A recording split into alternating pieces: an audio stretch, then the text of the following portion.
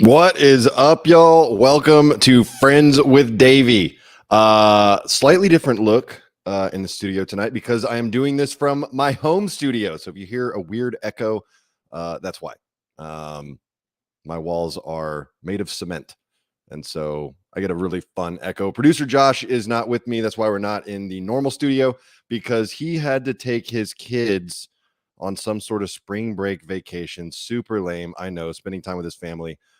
Just really lame on his part, but we're still here and got a fun show for y'all tonight. Actually, this one's going to be a little bit more interactive, kind of like the old style live streams that I used to do. But I've also got some stuff I want to talk about.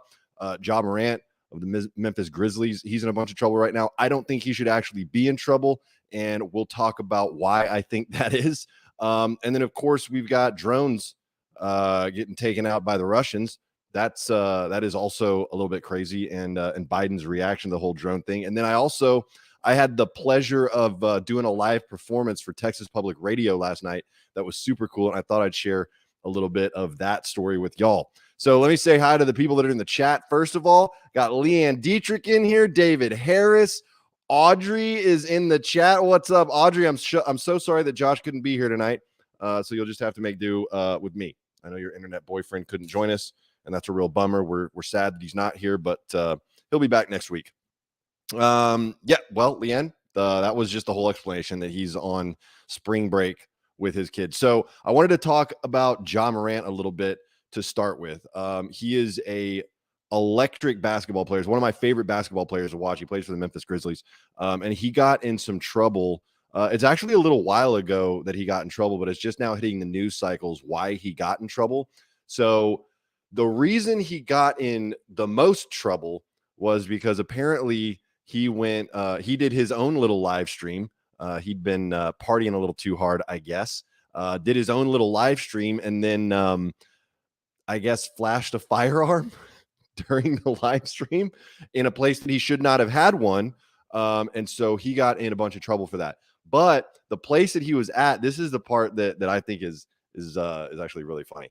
He was at a spicy club. We're going to call it that so we don't get in trouble. But he was partying at a spicy club in Denver, Colorado. Now, he was not playing a game in Denver. I actually don't remember which basketball team the Grizzlies were playing. But yeah, he wasn't playing a game in Denver. He actually flew into Denver to go to this specific club. The name of the club, the name of the club is Shotgun Willie's. And I have actually been to this particular club, which is kind of cool. And I'll tell y'all about my experience there. But first, I want to talk about Ja Morant's experience there. A couple more people are in the chat. Looks like Wendy May is here. Taylor is also here. She said, I'm hot. Thank you so much, Taylor.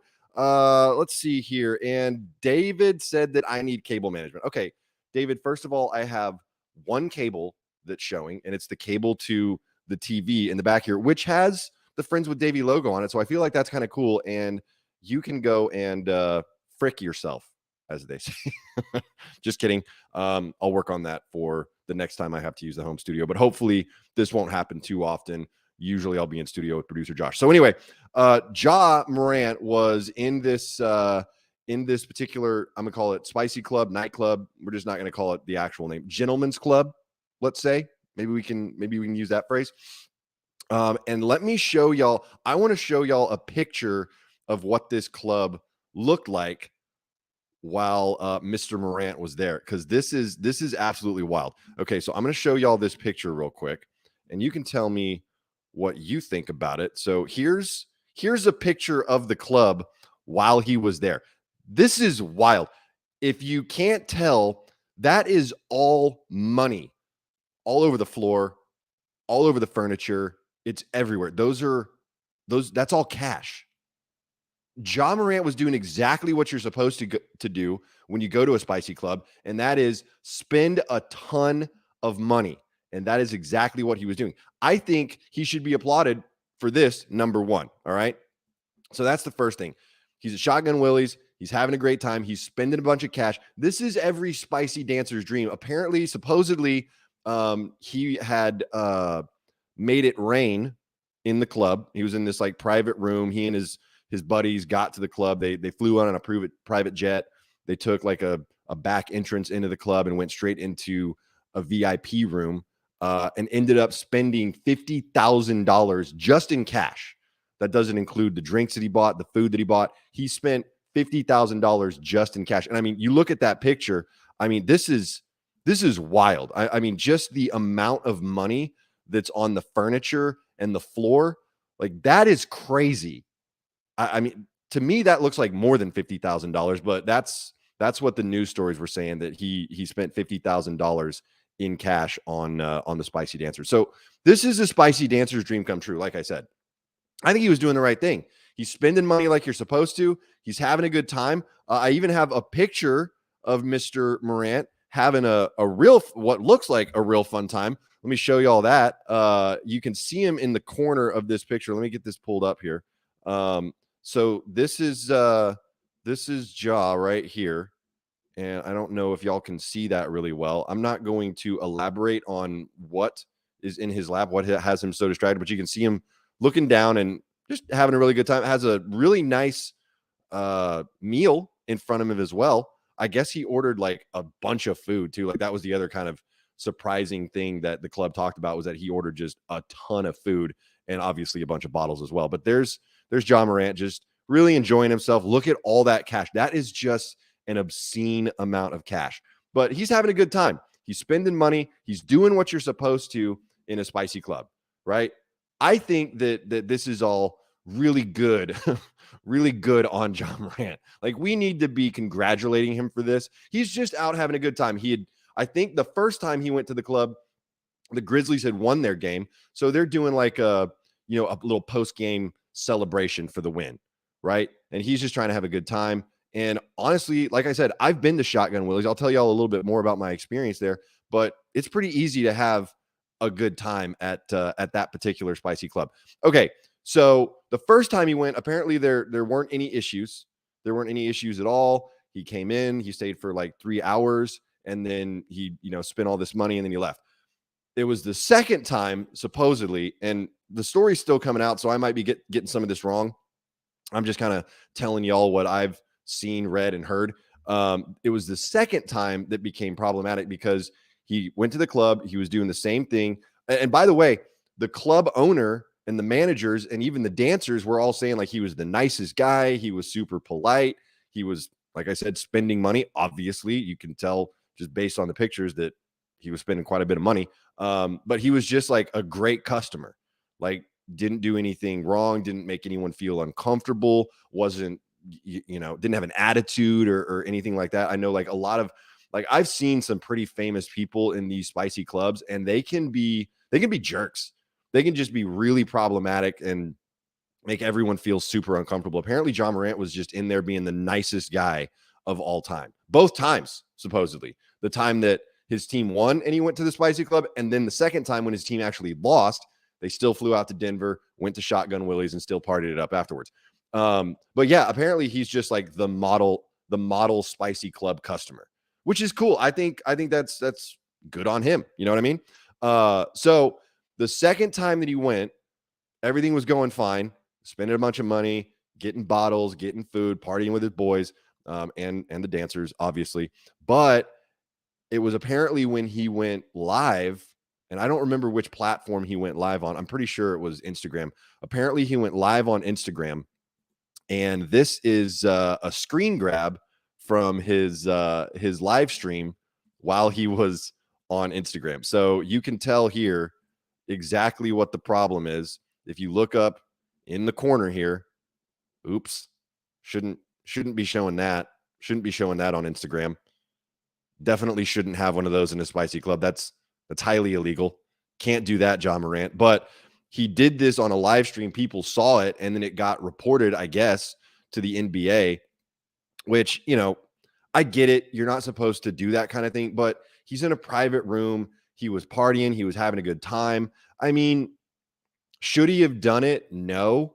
And that's obviously resulted in, some pretty bad outcomes for other athletes. I'm thinking of a particular New York Giant. Can't remember his name right now, but he was partying in a club, kind of had the same scenario, and ended up like accidentally shooting himself. But yeah, I mean, obviously that's not smart on his part, but I mean, he went through and from what I understand, deleted a bunch of his social media accounts. Like right after this happened, he just went in. I guess he deleted his Twitter. I think he deleted his Instagram or deactivated or whatever you want to call it. You know what I mean? But yeah, he went through and purged all his accounts because obviously he'd been partying too hard, decided to do a live stream, and then made that mistake where he flashed the firearm. I mean, dumb call on his part, but now there's all this uproar, right? That, oh wow, John Morant, he's a thug, he's problematic, he's hanging out with the wrong crew. Here's the thing. The guy's just going out and having a good time. I've done the same thing. I've gone out and done some dumb stuff too. So I don't really think everyone should be coming down so hard on John Morant right now. Like he made a mistake for sure, but I mean, let's not turn it into like this whole, I don't know, crisis. I don't think it's a crisis. I guess he even is like going to like a rehab or some sort of treatment facility now. I don't know if that's 100% accurate. That's just one of the reports that I read that, you know, they were going to send him off to a treatment facility or something like that. So he can get the help that he needs. But clearly this guy was just having a good time. He was partying. He was doing what you do at a spicy club until obviously he pulled out the piece, right? I mean, you just can't do that. And I will say that based on some of the articles that I read about that particular incident where he pulled out the firearm, I guess it did make some of the dancers feel uncomfortable. I don't think anyone snitched on him. I don't think anyone like at the club went and reported him to the NBA or told, you know, his teammates or his coach or the commissioner or whatever. I think he accidentally like just dry snitched himself by doing this on a live stream. So supposedly there were some dancers at the club that felt like a little uncomfortable, but still no one ratted on him. He just snitched himself out by doing that live stream. Kind of dumb. So I guess it just got reported today that he's being suspended for 8 games. So he can't play for 8 games, which I mean, that makes sense why they went ahead and sent him off to treatment anyways, because if he can't play, might as well just, you know, lay low and maybe deal with, I don't know if there's like some underlying issues that maybe he is dealing with. Who knows?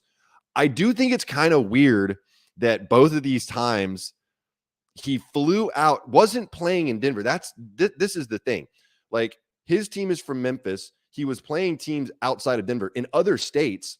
And both times he and his crew flew in to Denver specifically to go to Shotgun Willie's. Now, like I said, I've been to Shotgun Willie's, and so I understand how enticing Shotgun Willie's could be. I don't know that I would just, well, I mean, I don't have the kind of money that John Morant has, obviously, so I couldn't really, I don't know if I would necessarily want to spend however much it would cost just to get to Shotgun Willie's. If I want to go to a spicy club, I'll just go to one here in San Antonio. You know what I mean?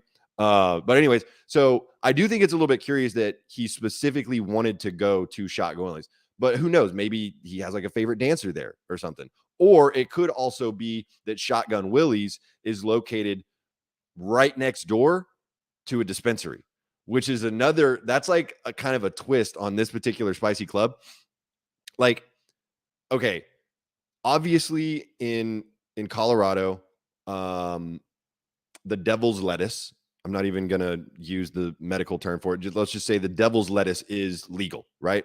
As are magic mushrooms, I think, from what I understand. Anyways, devil's lettuce, jazz cabbage, it is fully legal in Colorado. And so they have dispensaries all over Denver and all over Colorado, really. I mean, you can go anywhere in Colorado, Colorado Springs. You can go to Boulder. They've got like dispensaries at some of the larger ski resorts. But in this particular scenario, Shotgun Willie's is right next door to a dispensary. And I think it's the same owner, like the same guy who owns, or the same group that owns Shotgun Willie also owns this dispensary. So maybe that's the reason he really likes Shotgun Willie's. I don't know. I'm not going to, I don't want to necessarily imply that he's trying to double his pleasure or whatever. But that was something that I thought was really interesting when I went to Shotgun Willie's. Is they told me like, hey, if you want to go next door and, you know, get a little bit of whatever you want from over there, feel free. And then you can actually come back to the spicy club and smoke it here, which I thought was really interesting. I did not do that, but it was an option because they're literally, I mean, they're not connected, but they're right next door. It's like in the same parking lot, which that's different, right? But I mean, if you think about it, that's probably, I mean, if you're gonna do anything while you're at a spicy club, other than like maybe some harder stuff, you get mellowed out. I bet the dancers really appreciate that, because then the guys just come in there super relaxed and chill, and they're not aggressive or, in a bad mood or whatever. So it kind of does make sense. But yeah, so Shotgun Willie's, it's super famous in Denver. Like, I don't know if it's the most popular club in Denver, but the reason that I was actually on a ski trip in Colorado, and one of my buddies specifically told me, he was like, "Hey, if you have time, check out Shotgun Willie's. I promise you'll enjoy it." And so it was actually recommended to me. So it's got a reputation. It's got a reputation for being like a cool spot. You know, when I went there, I went with a couple buddies, and actually, one of my buddies had, I don't know what kind of medical condition it was, but he doesn't like going out, typically speaking, or at least at this point in his life, he didn't really enjoy going out. I think he had like pretty bad anxiety or something like that. But he told me that he really wanted to go out with me because I was in town for this ski trip, and he happened to be living in Denver at the time. And hey, I told him I was thinking about going and checking out Shotgun Willie, so he decided to tag along. Called up another one of our buddies that we knew. This guy comes with us, and we go to Shotgun Willie's, and we had an absolute blast. We weren't drinking, we weren't doing anything. We were just having a fun time, mostly just, watching the dancers. I think my buddy, he may have gotten one dance. I think I paid for one dance for him, just so I think that was, I don't think it was his first time at a spicy club, but I think it was like one of the, maybe he'd only been to like one or two others, and so I wanted to make sure he had a good time. So, I made sure that I think I only bought him one dance. He may have bought another one for himself, but we didn't really get dances. We were just hanging out, and all the dancers there were super cool. They were really friendly. So we were sitting around, we were talking, we were just having a good time. It was the perfect end to my ski trip. But I'm going to show y'all a picture of me and my two buddies inside of Shotgun Willie's. This is actually kind of funny. I posted a similar picture on my social media recently, so y'all might have seen this. Let me just go ahead and zoom this in for you. Yeah, that's me right here in the center, and this is one of my buddies. This is the buddy that's on the right hand side in this picture. He's the one that had, I guess, anxiety or something like that, but really wanted to go to Shotgun Willie's. And this is our other buddy. I'm not going to say their names because I don't know if they really want me publicizing this. But anyway, this is a picture of us inside of Shotgun Willie's, like right at the entrance. The staff there was super cool and offered to take the picture. I don't know what is going on with me. I'm going to zoom in on this for y'all.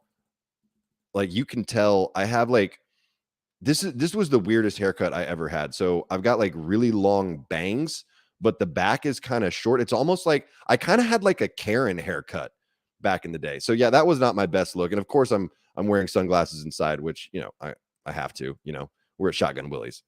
You got to wear sunglasses in the club. You know what I mean? But yeah, so this is us inside of Shotgun Willie's, me and my ripped jeans. That's just not a great look, but I do have, I'm going to zoom in on that too, because that's kind of interesting. Also, this was a really different choice for the pants that I decided to wear to Shotgun Willie's. Holy jeans, but with flannel behind the holes.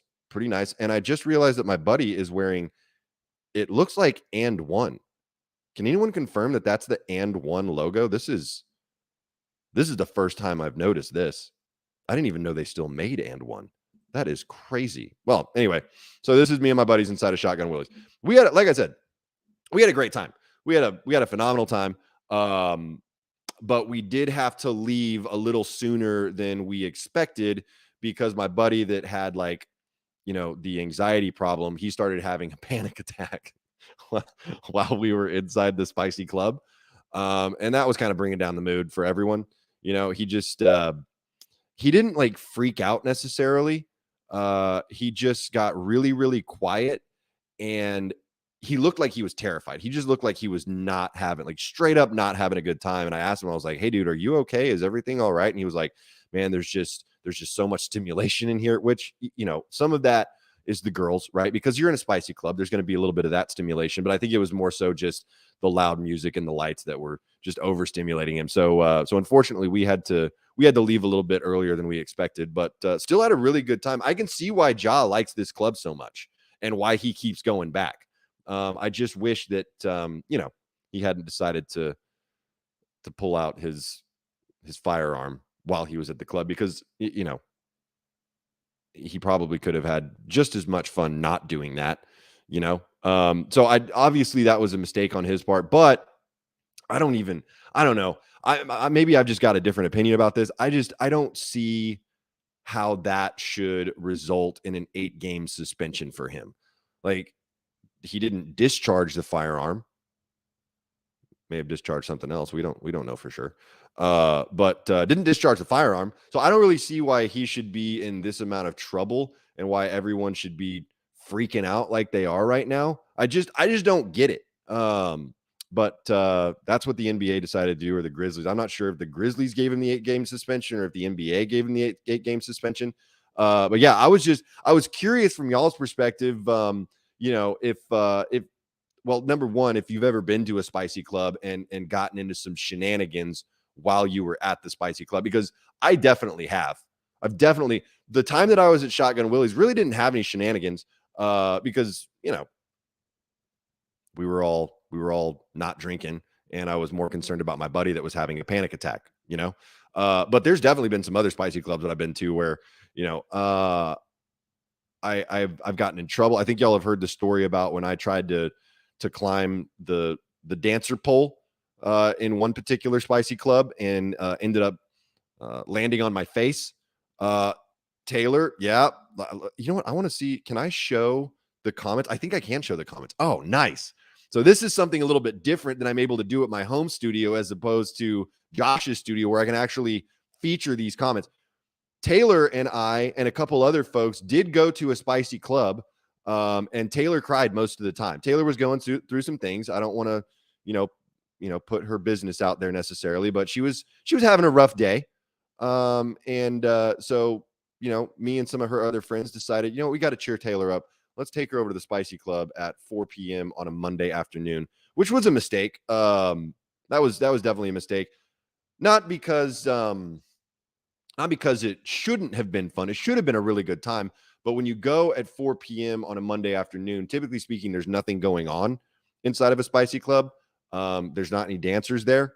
And this was definitely a very typical standard Monday afternoon at 4 p.m. for this particular spicy club that we went to. So there were no dancers there. And we ended up just kind of sitting at a table, listening to, spicy club music with no dancers. And it was really just more so awkward than anything else. So I told you all the story about that pole that I fell down at one of the spicy clubs. I don't know if I told y'all this story.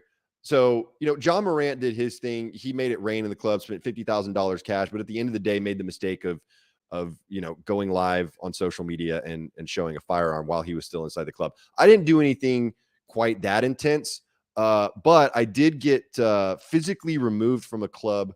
There was a club that one of my friends worked at. She was a bartender there, and I would go to her club pretty frequently, and she would basically give me free drinks all night. And so it was a pretty good setup for me.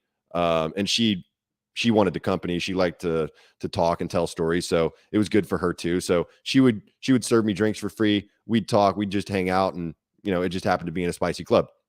Well, anyways, one of the days that I was there, she definitely overserved me, and that was probably on her. That was her bad.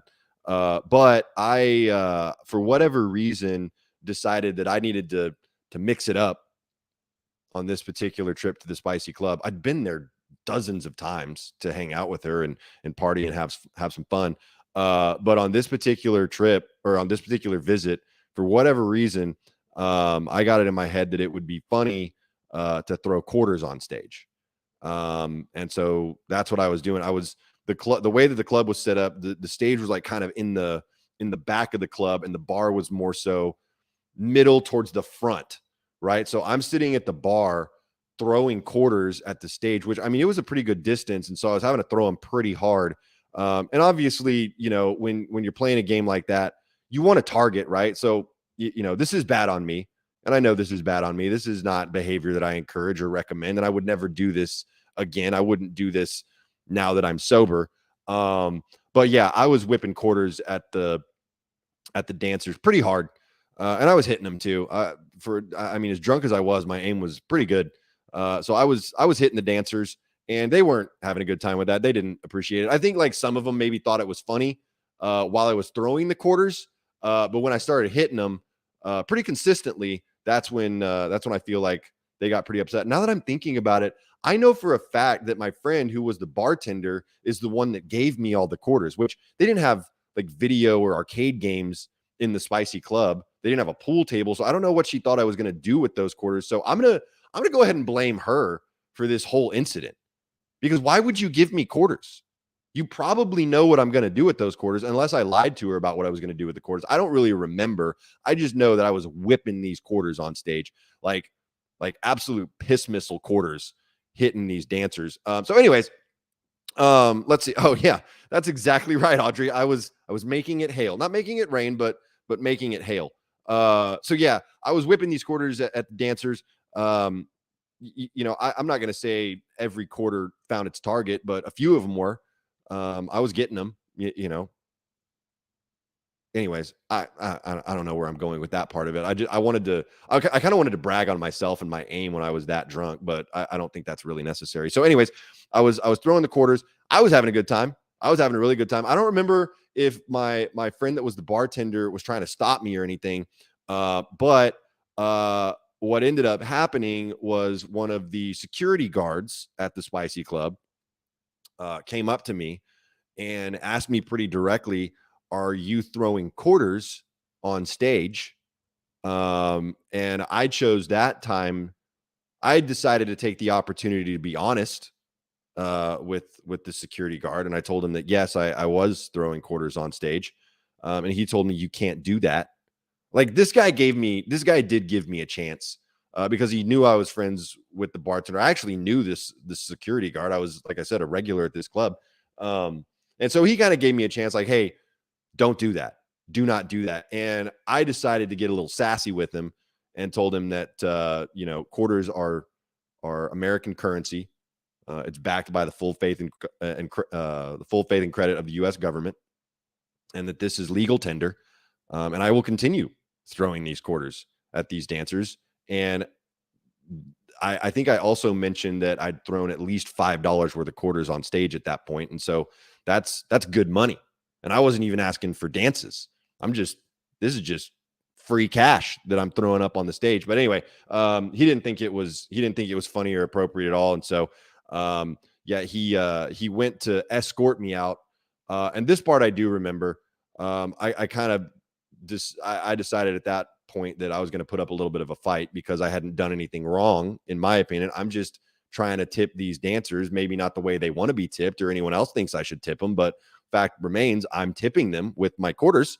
And so I decided to put up a little bit of a fight, and obviously I'm not in my best shape at that moment. And so he ended up just kind of grabbing me by the back of the shirt and dragged me out of the club. So I didn't really have a choice at that point. I could have walked out of that club with dignity. I could have stopped throwing quarters and stayed at the club. But he had to end up having to drag me out of there, which was kind of embarrassing. And I didn't go back for a while.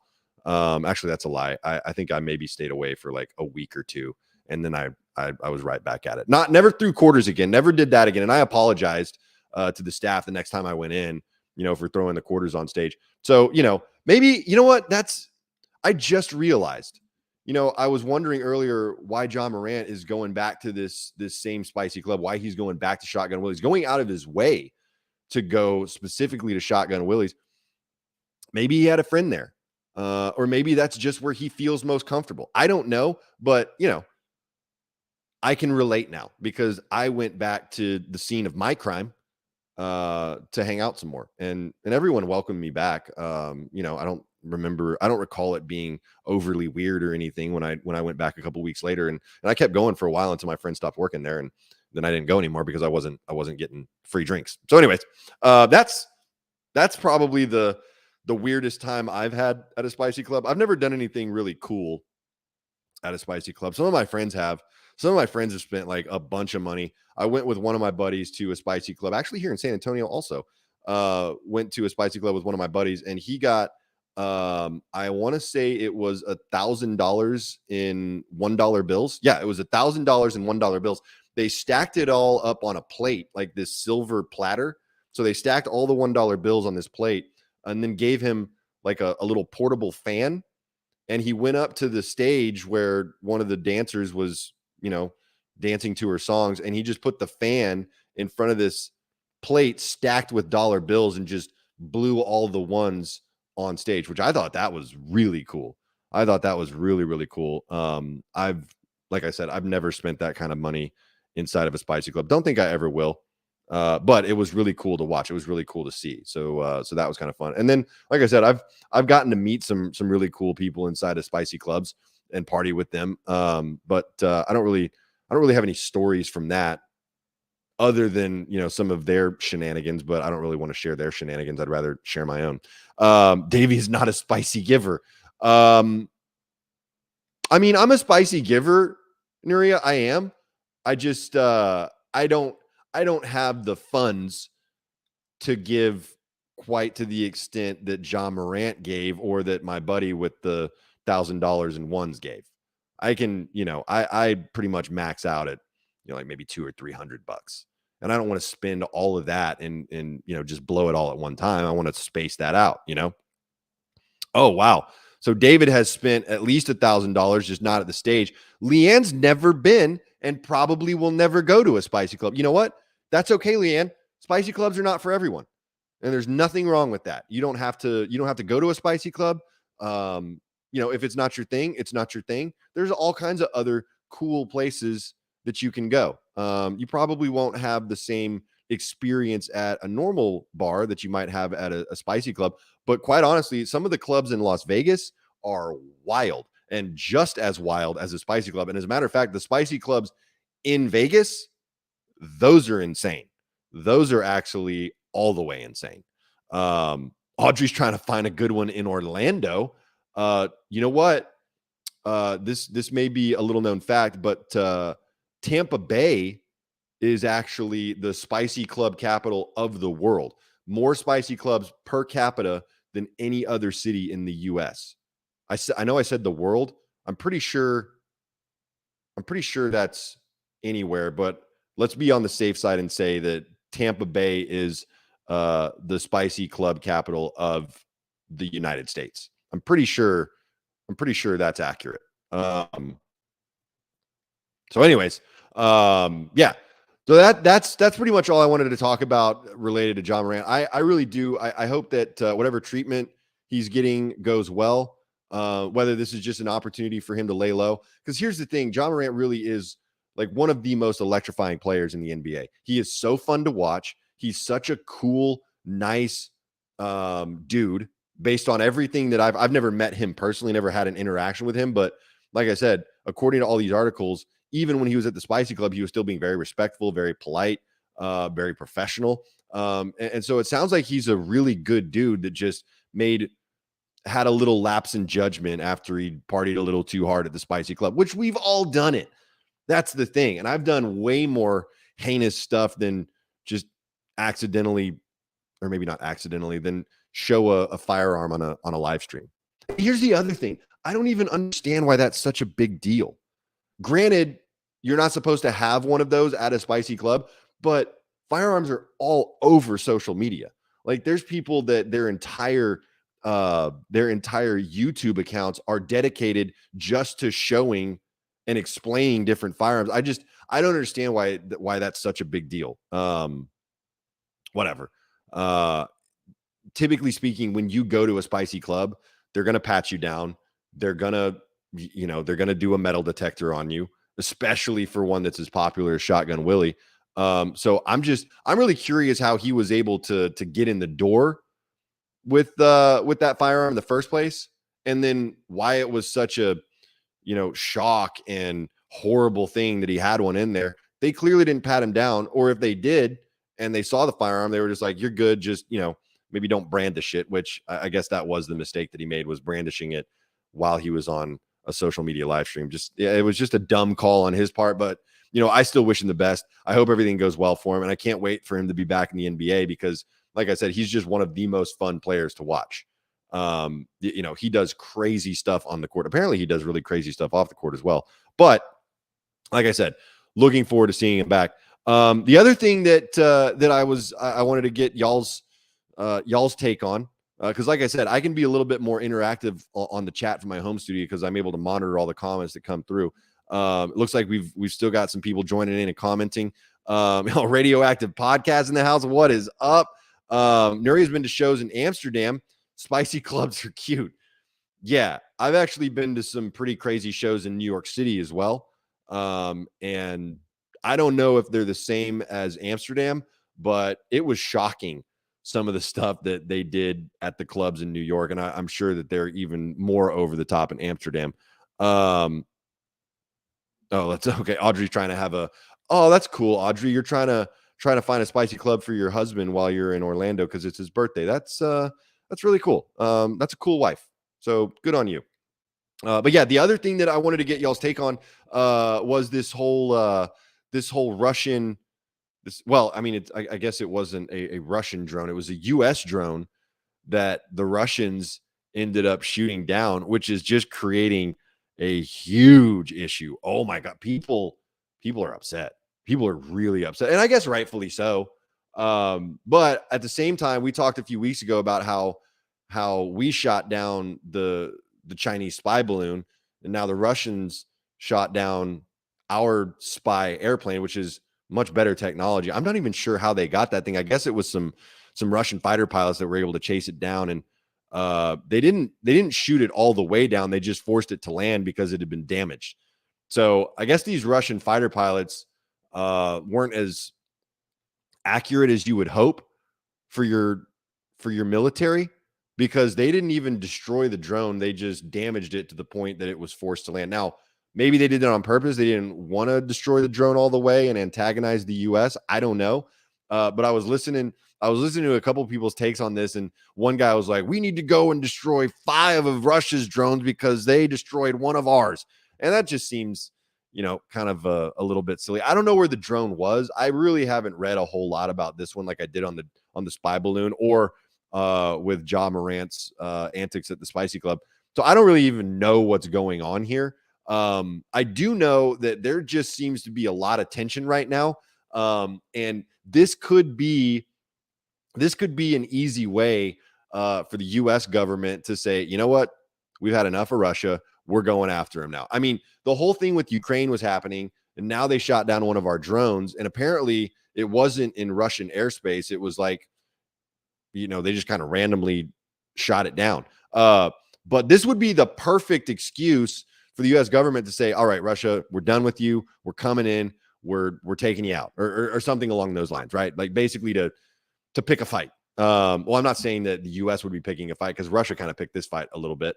But anyway, this would be the perfect opportunity to step in, right? But it's weird because everything that I'm seeing right now, no one wants to retaliate at all. Leanne said it was over an ocean. Okay, so definitely there shouldn't be any problem with that as long as it wasn't in Russian airspace, which I'm assuming it wasn't. David Harris just confirmed it was over international water. So that's my thing. Like, okay, so obviously they're the instigators, they're the antagonizers at this point. But after all the smack that the U.S. has been talking about Russia with the whole Ukraine thing, invading Ukraine and, continuing this war with the Ukrainian people, trying to take over their land or whatever, this would be the perfect time for the U.S. to say, all right, now we're going to step in. Like, we didn't step in when you were invading Ukraine because that's y'all's business. We're going to support Ukraine. We're going to send them funding and weapons and all that fun stuff. But we're not going to actually step in from a military involvement perspective. This would be the opportunity for the US to say, all right, we've had enough. You shot down one of our drones. Now we're coming in and we're going to go hard, right? But no one's really saying anything about retaliation, which is kind of shocking to me. And I don't really understand what's happening here. I was hoping maybe one of y'all could explain it to me, to just say like, oh, well, they're not retaliating because X. Or they thought about retaliating and decided not to because, I don't know, they don't want to start World War III, like Audrey said. Audrey is here for it. I don't know. Leanne said Russia wants to start a war.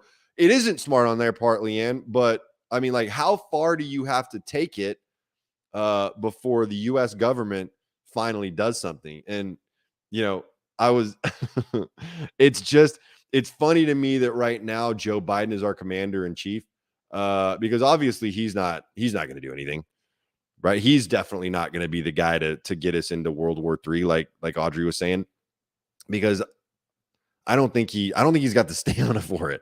I don't think he's prepared to do that. I think he would much rather worry about spy balloons and train derailments and Silicon Valley Bank collapsing.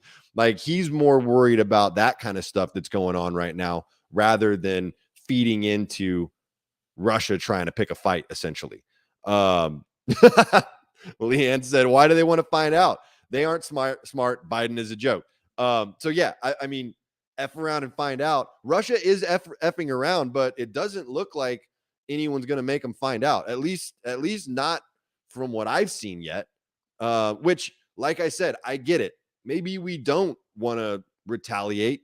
Maybe we don't want to take that bait, because that was obviously an unprompted move on Russia's part. Maybe they're just mad because of all the support that we've been giving to Ukraine. Because I mean, obviously Russia is at war with Ukraine, and this whole time that's been happening, the U.S. has been, telling Russia and Putin how bad they are, and that we support Ukraine and we stand with Ukraine. So maybe Russia just heard enough of the smack talk from the U.S. and decided to take out one of the drones and just see what happens. Maybe they were trying to F around and find out, and after they finally made a move, the U.S. was just like, nah. Biden is why they attacked in Ukraine, said David Harris. So that is what another one of the pundits that I heard essentially said, that if this had happened under any other president, like if any other president had been in charge right now, Russia would never do this. They wouldn't have invaded Ukraine. They wouldn't have shot down our drone. China wouldn't be sending over spy balloons, because they were still scared of the United States and how the United States might retaliate. But now, based on what this guy was saying, this isn't necessarily my opinion, but I don't necessarily disagree with him either. Now they're saying like, nobody's scared of us anymore. No one's scared of us because the figurehead for the United States, the guy that represents the U.S., can barely form a coherent sentence, which is crazy to think about. Like, I don't even know how he gets through some of the press releases. I've said it before. I'm pretty sure they're doping him up before they send him on stage. But it's just wild to me watching Biden, essentially try to fight for America, or to reassure Americans when Silicon Valley Bank collapses or when Russia shoots down one of our drones. He's trying to reassure and be this symbol of power and resolve and direction. And instead he just comes off like he's lost. He just sounds and looks lost all the time. And so, yeah, I mean, I don't necessarily disagree with that particular pundit that, maybe this is just a situation where everyone's just like, hey, as long as this guy's in charge, we're going to do whatever the hell we want. I mean, that certainly could be a part of it. I don't know. Audrey thinks we should have stayed out of Ukraine. Nuria said, this is an interesting one. Nuria said that we just need to send in some CIA ninjas to take care of Putin. Yikes.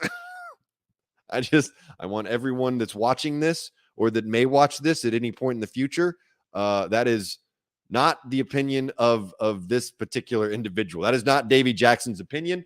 But I think it's an interesting idea. I'll say that. Yeah. Leanne said that the U.S. messed up when they put Biden in office. Trump wasn't good, but he was better than Biden. I don't know about that necessarily. I don't know who's necessarily better or worse. I think they're all crooks. I think they're all awful. I think they're all out for money and power, and this is just greed that's driving them. But, whatever. But yeah, I thought that whole drone thing was interesting. Not that it happened, but just so far the US's response, which is just nothing at all. Y'all, we'll condemn Russia for doing it, but we're not actually going to take any action about it. But anyway, yeah. So the other thing that I wanted to that I thought that we could talk about for a second was the Silicon Valley Bank collapse, which I've got a lot of friends that are very close to Silicon Valley Bank, and some of their clients, some of the people that actually held money there. I know a lot of folks that are tied in pretty close with Silicon Valley Bank, and that whole thing was just a disaster. And that was another one where it's just kind of like when you're looking for reassurance as the American people, and it's Biden that gets up there that doesn't look like he knows how to use technology at all. Doesn't seem like he'd be the guy to I don't know, be an advocate or proponent for technological innovation, but he's the one that's like trying to reassure us, hey, everything's going to be okay, which the federal government did ultimately bail out Silicon Valley Bank, Signature Bank, and there was a third one that also failed that they decided to go ahead and bail out. But at any rate, I just watching all of that stuff unfold, it reminded me like how precarious of a position we can be in at times, right? Like this at first, this really reminded me of back in 2008. I don't know how many of y'all remember it, but that's when Lehman Brothers collapsed. That's when we went into the great recession. Things were rough for a while, and we ultimately bounced back from it. But like it was a crisis. It was a financial crisis. It was a housing crisis. It was a banking crisis.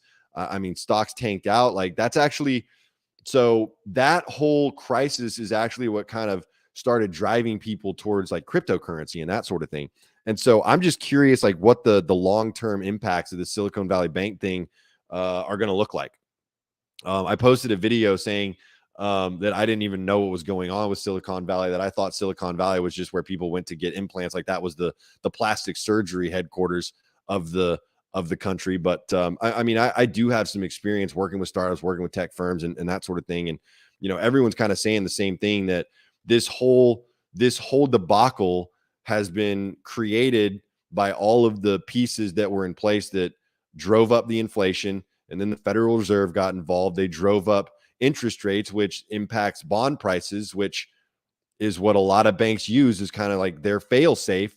And when those bond prices or when those interest rates go up, all these old bonds the banks had bought to, kind of safeguard their positions, those started devaluing. And so now they've got to sell off these assets because they've got customers that are withdrawing money because times are tough in a highly inflationary environment. They got to sell off these bonds to cover the withdrawals, but they're selling the bonds at a loss. And so that's what ultimately led to the collapse of Silicon Valley Bank. And, I've talked to a couple different people about it. And I know this is super boring and not at all funny and not very on brand for Friends with Davey, but it's a big deal. It's a big deal what's happening right now. And I think people just kind of need to be aware of what's going on, that this is, this is something that could have been prevented.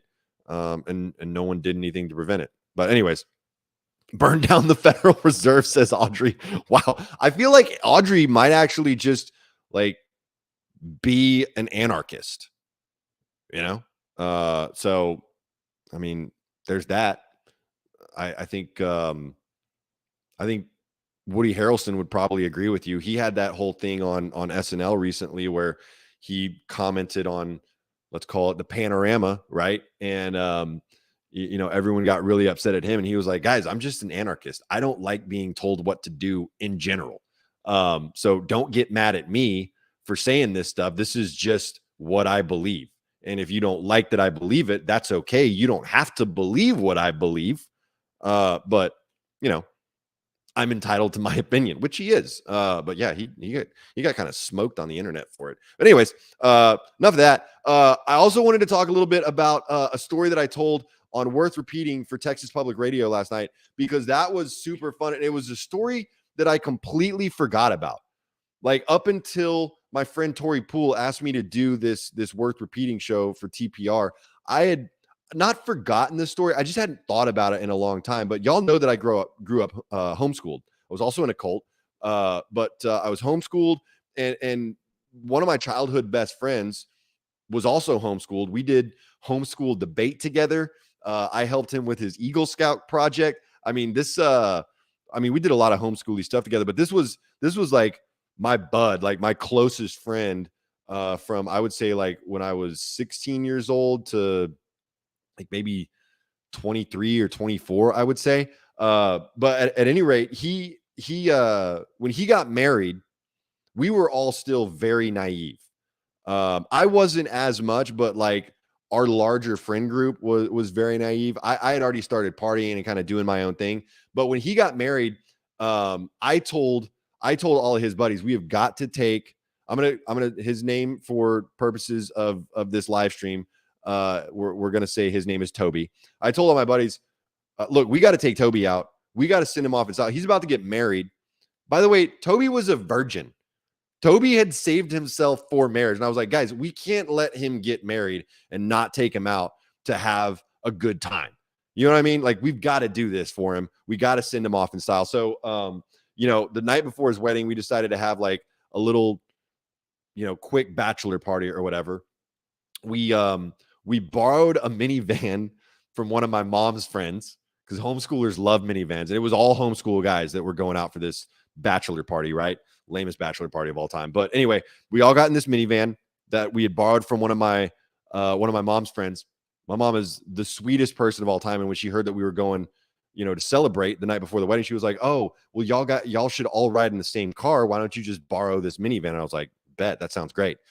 So we head to this bar. We get to the bar, and this place is jumping.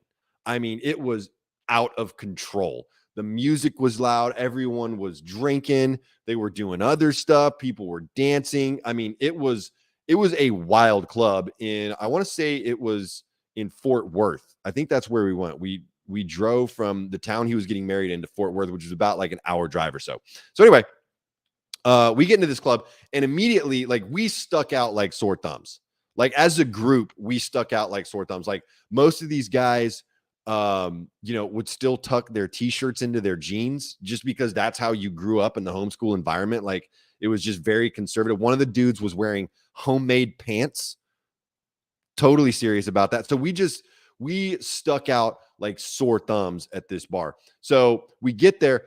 The other guys, I feel, I'm fine with this scenario. Like, I'd been to bars, I'd been to parties, I'd been to clubs before, but everyone else in the group was like super uncomfortable. So I just thought, look, let's just go to the bar. Let's talk to the bartender. I'm going to tell him that we're having a bachelor party tonight, and he's gonna make everyone feel comfortable. So we walk up to the bar. We start talking to the bartender, and I guess one of the other dudes had asked him, like, "Hey, what kind of drink should I have? We're trying to have a fun night. We're trying to get, wild. What kind of drink should I have?" And the bartender tells him, "You should start with shots of Four Horsemen," which I don't know if any of y'all know what's in a Four Horsemen shot, but it is 4 different kinds of whiskey. It is, well, liquor, I guess. It's not all whiskey, because I guess some of it's scotch or bourbon or whatever. Anyway, it's Johnny Walker, it's Jameson, it's Jim Beam, and Jack Daniels. And all 4 of those liquors go into one shot. We were not 15, unfortunately, Nuria. We were in our early 20s. I think I was 21. My buddy Toby was 22 or 23 at the time. Here, this is like kind of a funny side story. So when Toby turned 21, he'd never drank before. I had started drinking when I was much younger, but when Toby turned 21, he wanted to go to the liquor store, get some drinks for us, and go celebrate by having he wanted to celebrate by he and I having his first drink. So we go to the liquor store. I was actually still underage, so I had to wait in the car. He went in and came out of the liquor store with a bunch of Smirnoff Ice, which I was like, "Dude, what are you doing? Why wouldn't you just buy like a bottle of whiskey or vodka or anything other than Smirnoff Ice?" But that's what he wanted to drink, so that's what he got. We took it to the lake because his idea was, let's paddle out into the water with our Smirnoff Ices and drink them in the middle of the lake, which, looking back, that was just a really weird idea. You know what I mean? It was just I don't know why that felt like a fun time for him, or why he thought that would be a fun time. But that is exactly what we ended up doing. We get the Smirnoff Ice, go to the lake, go to the middle of the lake in this canoe, and proceed to just pound Smirnoff Ices. I think we had 12, and we drank all of them pretty quickly because he obviously wanted to feel the effect. It was the first time that he'd really drank it all. And so paddling back was a problem. Like I said, I'd already been partying at this point. So, like I could kind of hold my own, but Toby was not doing well. And he also wasn't doing well at this bar that we were at for his bachelor party after they started feeding us 4 Horsemen shots. So anyway, back to that story. Sorry, I'd like way sidetracked. Anyways, so we're at the bar. The bartender had recommended to one of the guys in the group, like, hey, you should do shots of 4 Horsemen. So he buys the entire group a shot of 4 Horsemen. I didn't even know what I was drinking. I just got a shot. And this dude said, hey, we're doing a shot. Here's to Toby. Can't wait for your wedding tomorrow. We cheers. I drink it. As soon as I taste it, I'm like, whoa, that was a bad idea. That was a very bad idea. The worst I've ever gotten on just shots was when I used to drink Flaming Dr. Peppers, and that stuff just tore me apart. These 4 Horsemen, I don't think I'd ever had a 4 Horsemen shot up until this point. That 4 Horsemen shot was nasty.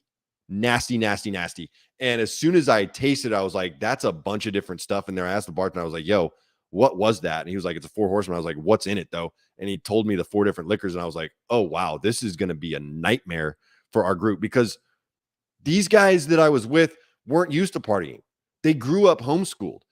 Most kids, like, they get exposed to partying and drinking when they're still in high school. We're in our early 20s. This is their first time probably in a bar for at least a couple of them. I think there were a total of 5 of us. For at least a couple of them, this was their first time in a bar. And this is just, 4 Horsemen is not the way to introduce them to alcohol. I don't know, like, what y'all's worst drink is. Like, maybe it's not even the worst drink, but just like the drink that you have the worst memories associated with. For me, for a long time, it was Jose Cuervo Gold. Like, I drank a ton of it when I was in Hawaii, drank a full gallon of it with one of my buddies, and couldn't drink it again. Couldn't even drink tequila for years and years. So that's mine. I don't know if y'all have your own, but this 4 Horsemen shot could quickly become something like that for anyone. So anything with Jaeger is horrible. You are correct about that, David. But anyways, so we did this 4 Horsemen shot. I immediately panicked, knowing that this was going to be a bad idea for the group. But once again, they didn't have a lot of experience drinking. And so they just keep ordering these same shots, because that's, I guess, all they knew. They're like, well, we might as well, we've already drank this. Let's just keep drinking shots of 4 Horsemen, which was just an awful idea. I think we were only at this bar for like an hour, y'all. We only lasted for an hour for Toby's bachelor party because everyone got so hammered so fast. Like, after an hour at this bar, Toby was crying in the bar. At his own bachelor party, he was weeping. And they weren't sad tears. They were happy tears, because he was just excited about getting married. But like I said, Toby was a virgin. He'd been saving himself for marriage. So I think he was probably a little bit excited about, consummating the marriage, and probably a little bit nervous too. So he was crying, and that's when I was like, yo, we got to get Toby out of here, guys. We got to wrap this up. Let's get out of here, because this night is not going to get better from here. It is only going to get worse when your groom is already crying. So we left the bar. We got back into the minivan. We're heading home. Like I said, it was about an hour drive back to the town that we were all staying in. About halfway through the drive, 30 minutes into the drive, Toby starts feeling sick, right? And he tells us, hey, guys, I don't feel good. I think I might throw up. And so someone, thank God, had a plastic trash bag, gave Toby the plastic trash bag. Hey, if you're going to get sick, just get sick into this trash bag. Toby did get sick. He got sick multiple times, and every one of those times completely missed the trash bag. Like, totally missed the trash bag. Threw up on himself, threw up on the floor, threw up on the seats, threw up on other people. I mean, the throw up was going everywhere but in the trash bag. And once again, we are in a minivan that we borrowed from my mom's friend. It was, I mean, I was freaking out at this point. So we did pull over the car. Thank you, Nuria. Yes, absolutely. We should have done that to begin with. But I thought, like, hey, he's got a trash bag. He'll throw up into the trash bag. It'll be fine. We got to get him home, because he's got a big day tomorrow. So I didn't want to stop, but we did end up having to pull the car over. We pulled the car over, pulled the car over on the side of the highway. Thank goodness there was like a grassy ditch there on the side of the highway. We pull over. Toby gets out of the car, and the idea was let him get out of the car, let him throw up with dignity, but Toby got out of the car, and I mean, immediately took his pants off. What? Why is that your instinctual reaction, Toby? Why are you getting out of the car and your first thought is, I got to get these pants off, man? Like, no, dude. We pulled the car over so you could, like I said, relieve yourself with dignity. But instead, he takes his pants off and just goes on an excursion on the side of the highway. And obviously, this is terrifying because we're on the side of a major highway. There are cars going by us, and he's wandering pantsless through this grassy ditch, alternating throwing up and laying down and trying to take a nap. I mean, Toby must have told us at least like a dozen times, guys, just leave me here. Just leave me here. It's fine. Just leave me here. But, obviously we weren't going to do that to him. So we finally get him back in the car, sans his pants, of course. I mean, we got the pants in the car, but we didn't get the pants back on him. We got David Harris can relate. All right, David, that is not a picture. That is not a mental image that I wanted, there you go, Nuria. Yes, we finally got back to the hotel that we were staying at and got Toby inside and proceeded to try to clean up this minivan. But like when I say, y'all, that he threw up all over it, like seriously, it was bad. It was a disaster inside of this minivan. So we cleaned it up as best we could in the dark at night while we're all like kind of buzzing a little bit too. We do all that we can, but the smell of throw up is extremely persistent. And I had to return this minivan to my mom's friend the next morning. Well, I was giving it back to my mom, and she was going to return it to her friend. So the next morning, I got the car to my mom. She opens the door, and the first thing, what is that smell? What is that? What happened last night? Tell me. Like, she was demanding answers for why the car smelled like whiskey throw up. I mean, that's 100% what it smelled. It just smelled like whiskey throw up. But my mom's like not a drinker. She's very naive. I think she knew it smelled like throw up. I think she knew the smell of throw up, but I don't think she knew why there was throw up in the car necessarily. But she was demanding an answer. But I had to cover for my buddy. Obviously, I'm not going to let this ruin Toby's special day. This is now the day of his wedding, right? And so I told my mom, my sweet, sweet mother, who I love more than anything in this world, I told my mom the most ridiculous lie. I told her, well, on the way back from the party last night, the guys got hungry. And so we stopped by Sonic and we got chili cheese dogs. And I think that smell is that someone spilled a chili cheese dog in the car and we just weren't able to clean it up in time. And so it cooked in the car overnight because it was hot this time of year. It cooked in the car overnight. And so that's what you're smelling right now. And my mom was not buying it at all. She knew that was throw up, was demanding that I tell her the truth. And I just stuck by this story. She even called up Toby's mom, because they were really close friends. Like me and Toby were super close. My mom and Toby's mom were super close. She calls up Toby's mom and said, they ruined my friend's van and won't tell me what actually happened. Davey won't tell me what actually happened. So now Toby's mom is grilling him. Hey, what happened? But I had already told Toby, like, hey, this is the cover story, dude. Don't blow it. Don't dry snitch on yourself. Stick to the story. So Toby stuck to story. You know, we actually never told them the truth. That's what I realized last night is like I never told my mom the real story. So if she sees that broadcast for Texas Public Radio, she'll finally get the real story, I guess. So mom, if you're watching this, I'm so sorry and I love you so much. But yeah, Toby did end up making it to his wedding, but he threw up. I mean, so many times. Like he was throwing up in the bushes outside of the wedding chapel, like literally like 30 minutes before the ceremony. It was just brutal. I felt so bad for him.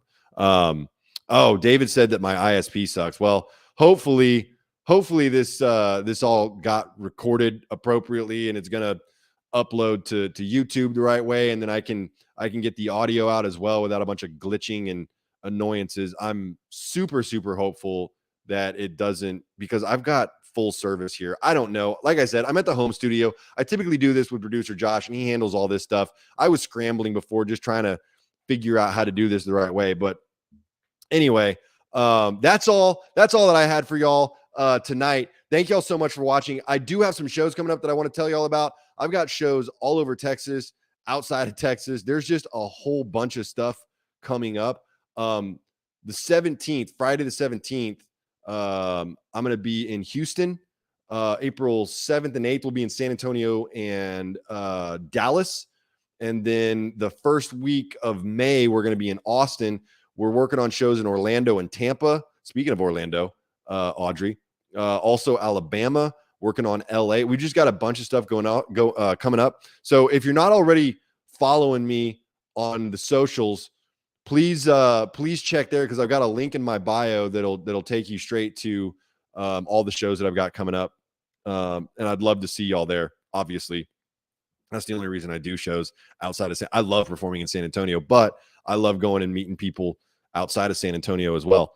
So anyways, would love to see y'all at a show in Dallas or Houston or Austin or Oklahoma or Florida or wherever you might be watching this. So yeah, follow me on the socials, hit the link in my bio, or just go to daveyjax.com, DAVEYJAX.com, and that'll take you to all the shows and links that are coming up. But yeah, guys, I know that I might have had some glitches on the feed tonight, but hopefully we didn't have too much of that. But I love y'all so much. Thanks for hanging out. We'll be back with producer Josh next Wednesday. So I'll see y'all then. I love you. Good night.